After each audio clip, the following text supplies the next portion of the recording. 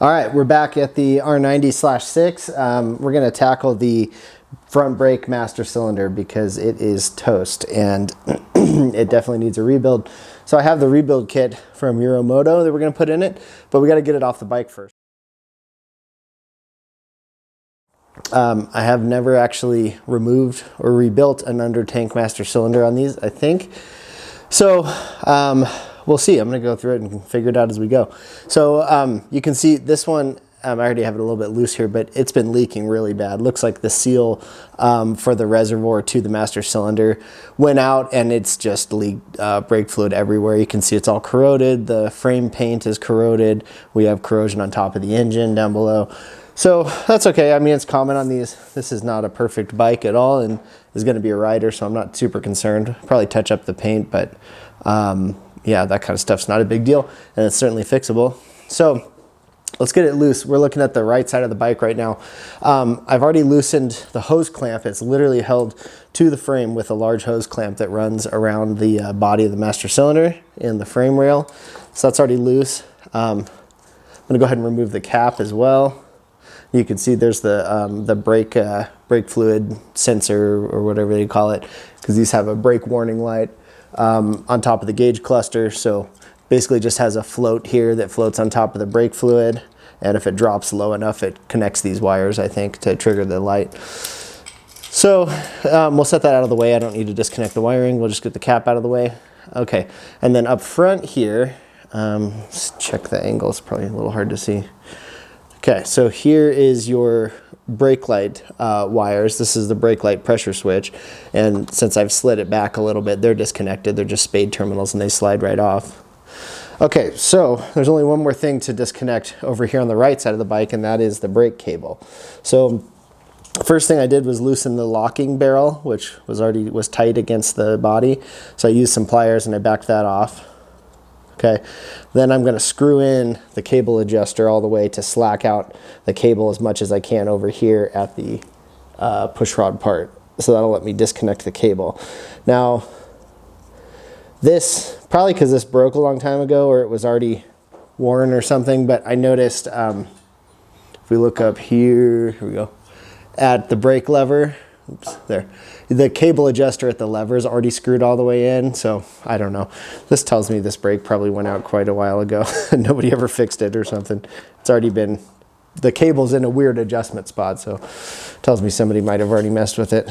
So there's no pressure in here and it's all dry, so I'm just gonna hold it in. So hopefully you can see that. So I'm gonna hold the push rod in, pull the cable out around it. Okay, so then I need to take the barrel out so the cable can come out, and you just slide it in and then to the cable area and then out through. Okay, so there's the barrel, and then we can see the push rod and everything. Okay, set that aside, don't want to lose those pieces. All right, now I think, I have to see here. I don't know if the adjuster threaded part is part of the cable or not. Like, it very likely might not be if I slide this back. Let's see. Yeah, there we go. So the whole, I believe, well, I think this barrel piece should come through, but maybe not. Okay, well, whatever. For now, we'll unscrew it. It needs to be cleaned anyways. So I was wondering if I could remove the inner cable and leave this whole threaded barrel adjuster in place, but maybe not. Okay, so that's no problem. I'm going to unscrew the barrel adjuster all the way. There we go. And then it should all slide out. Oh, that's right. You have to turn it. Okay, so let's see, does this have... So the lock nut here does not have a slot to let it ride off of the cable, but the adjuster does. So what I can do, because I didn't look at the new cable, I have a new brake cable, I haven't looked at it yet. I'm assuming it does not come with this adjuster system, but maybe it does and you don't need to do all this. I'm going to clean this anyways, so maybe I'll reuse it. There, so if I take the lock nut off, now I can slide the adjuster off. Okay, there we go. Set that out of the way. Okay, So push, like I said, brake cable's getting replaced, so just push it out of the way. Okay, everything's loose over here. Time to go to the other side because we got to disconnect the brake line. So let's do that.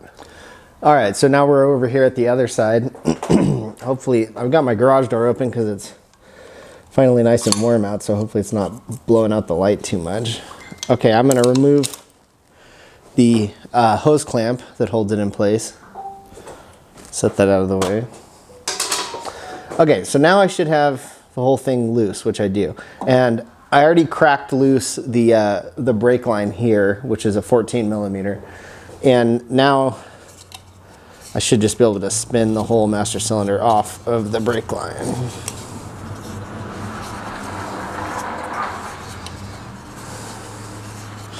So without loosening both sides of the brake line, this seemed to be the easiest way to do it. Yeah, and see if I can get it to focus here, but totally dry inside. We've had a really good leak on this thing. Okay, well, the lighting's horrible from this angle, so let's get this on the bench and take it apart. Okay, so we have the master cylinder on the bench, and I'm going to show you how to get it apart. And it's not too difficult. This one's pretty crusty, and I still got it apart okay. So let's look right here. I've already loosened everything. So here is the brake, the pressure switch for the brake light, and it was, yeah, a 22 millimeter wrench. I didn't have my vise hooked up here in my new garage yet, or my garage, so I used a big pair of pliers here, and I held it in various locations on the metal body of the master cylinder so I could crack everything loose. So that was a good way to do it, even with this crusty master cylinder, but if you have a vise, I'd probably put it in that, it'd be easier. Okay, so I already cracked it loose, but remove that. So there's the brake pressure switch. We'll clean that up. And then we need to remove the master cylinder because I think, or sorry, the reservoir, because I think the leak from this was coming from here. So it's got a hollow Allen head bolt kind of thing inside that holds it. So I already cracked it loose. I'm gonna finish loosening it. Okay, so if we look at it, here's the reservoir. You can see the Allen head hollow bolt kind of thing that lets fluid pass through. You can see it on the inside there. Not much to it, just a plastic tank. But where I think mine leaked from is this O-ring right here. Pretty sure this rubber O-ring is what went bad and let all the fluid leak out around it. Okay, so no big deal with that out. Now, you saw in the previous part of the video, the push rod already fell out, which just goes in the end of the piston. So take that out. Can leave the arm that controls the piston in place, that's fine. I do need to, I'll grab a pick in a minute and remove that O-ring, because this whole thing's going in the parts, the ultrasonic cleaner for a while to try and get rid of all this crust and stuff. So I want to remove that. Okay, the next thing is we need to remove the piston. That's really the only other piece here, is you have a C-clip here, which you can see the little holes that holds the piston in place. So you use some C-clip pliers and you get it down in the holes in the clip, compress it, and the spring should pop the whole thing right out. So there it is. Remove the C-clip, set that down, slide the piston out. So, I don't know, piston actually looks okay. Like the rubber actually isn't horrible. So, and I see the spring inside. Should dump that out. There we go. Okay. So, there you can see the whole assembly. Make sure I'm in the frame here. Here's the whole assembly, is the little push rod, the C-clip, the piston assembly, and obviously the like hollow cupped part for the push rod is what goes to the outside, and then the spring that fits over it, and all that goes inside the housing, and you can see through it there where the pressure switch is. And I mean, that's pretty much it. There's not much to it. And the front of it didn't look bad, so I'm pretty sure all my leak was from here at this O-ring. So 1 second, let me grab a pick, and I just want to pull out, this should work. I just want to pull out that rubber seal O-ring here. Yeah, there we go. Huh, it actually seems okay. I thought it would be pretty hard and crusty, but it's not. It's still pliable. So I don't know. Who knows where a leak came from. And then down inside it, you want to make sure those ports inside are clean, and the ultrasonic cleaner should take care of it, but there's a pressure return or fluid return or something port in here that lets fluid seep back in, and if that is plugged, you can have weird problems. So I don't think that's a problem here. I think we just had a leaking O-ring. So anyways, yeah, this one's pretty crusty, but I think it'll clean up just fine. There's nothing wrong with the metal. So I'll take off my glove here, and then I'll show you real quick what we're going to do. All this is going in the ultrasonic cleaner. So here's what comes in the rebuild kit from Euro Moto Electrics, BMC kit 926. This fits the R90, and comes with a new rubber sleeve boot or whatever that covers the piston part at the back. We have a new O-ring for the reservoir. We have a new piston, and I think, yeah, looking at the old one, so here's the piston, there's the cup part that the push rod fits in, and then on the inside here's the piece that is basically the seat for the spring, so it slides over the end of it and the spring slides onto that. And then we have a new C-clip. So that's it. It's pretty simple to rebuild. So I'm going to come over here, and so I don't have to do another clip. Here's my ultrasonic cleaner. I run it up to 50 degrees C, and then run it in like 10-minute sessions until I see how clean it gets. And then, so I'm going to do that. I'm not going to show it. It's not very interesting. I've got water and simple green in there. That's all clean. And I'm going to run it for a while tonight. And then, yeah, tomorrow should be all clean. I'll wash it off with water, blow it out with compressed air, and then we'll do the rebuild. Okay, so we'll do the next part after it's cleaned up. Okay, so ready to reassemble. I have everything here clean, and I've got some brake fluid I poured down in the cylinder to make sure that's lubricated. Put some brake fluid on my new piston here. So the order for assembly is pretty simple. New piston. Then we put the spring collar in place on the end, and the spring only fits on the collar one way. So if you had this collar backwards, it just won't fit the spring. So that's the order to slide it inside of the master cylinder.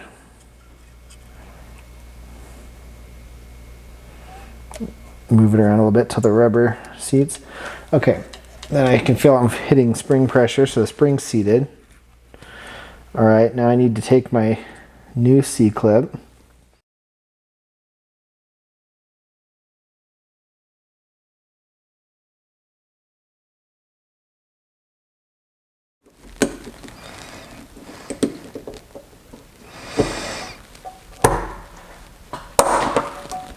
Oh, almost. Okay. Hold it there.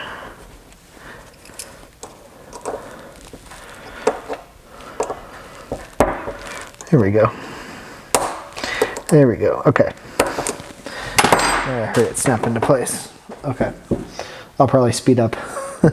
So by the time you see this, I'll probably speed up a lot of that, as I had to fight with it to get it installed.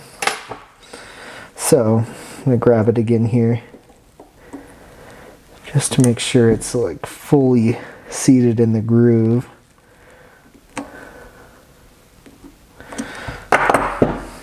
Well, we'll check here.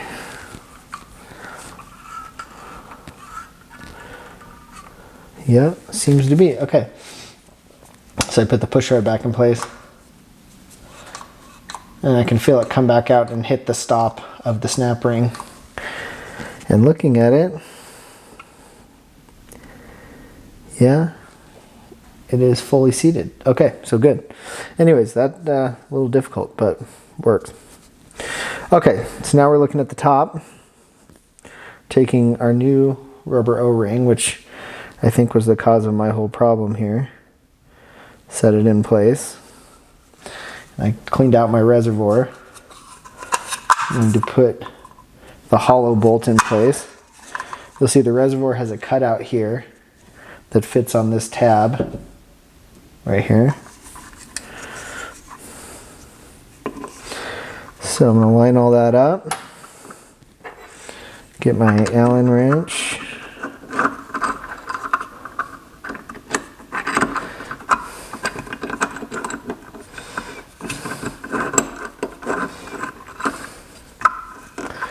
And since this bolt's hollow, you kind of have to keep some downward pressure on it.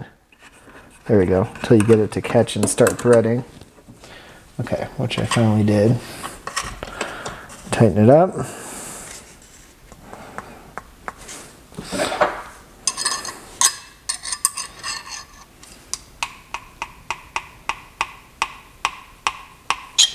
Okay, should be good and tight. And with the new O-ring, it should be good. Okay. I need to make sure I don't forget my push rod there that falls into a little hole right there. Okay. Looks good. Then I need to take my pressure switch, screw it in.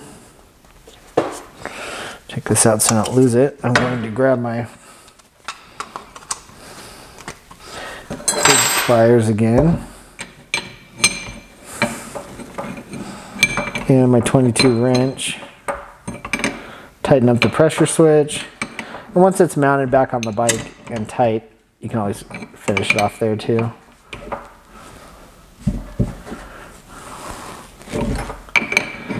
And I believe, yeah, I need to have the terminals vertical, or sorry, horizontal.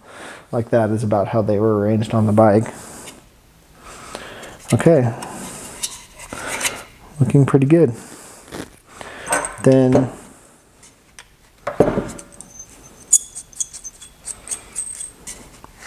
let's see. So, I'm going to need to put my new cable through here. So, for now, I'm just going to screw this in like this. So when I reinstall it, I have to take this barrel off so my new cable can drop through the slot here, like we showed when I took it apart. Okay, so there's that. Keep my push rod in place, and then make sure you keep your barrel that the cable goes into, which goes right back here. And then when you're all done, your new rubber boot goes over this. Okay, so that is your master cylinder rebuild. Now, I'm not putting it back on the bike yet because I don't have cables routed or anything, so I'm going to leave it here on the bench for now. There's my cleaned up hose clamp.